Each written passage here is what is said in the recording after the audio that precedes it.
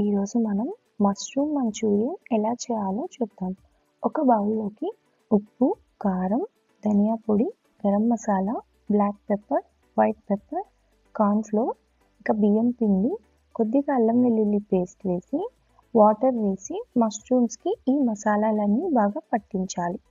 తర్వాత వేడిగా ఉన్న ఆయిల్లోకి ఈ మష్రూమ్స్ని ఒక్కొక్కటిగా వేసి హై ఫ్లేమ్లో బాగా క్రిస్పీగా కాల్చుకోవాలి. ఇంకో ప్యాన్లోకి ఆయిల్ వేసి ఉల్లిపాయలు, తరిగిన అల్లం వెల్లుల్లి, పచ్చిమిర్చి వేసి వేయించి క్యాప్సికమ్ వేశాక green chilli sauce, soya sauce, vinegar, tomato ketchup వేసి సాసెస్ని వేయించాలి. ఇందులోకి ఉప్పు, కారం, బ్లాక్ పెప్పర్, వైట్ పెప్పర్ వేసి సాసెస్ ఉడికేటప్పుడు మష్రూమ్స్ వేసి హై ఫ్లేమ్లో టాస్ చేసుకొని కొత్తిమీర చల్లి సర్వ్ చేసుకుంటే మష్రూమ్ మంచూరియన్ రెడీ.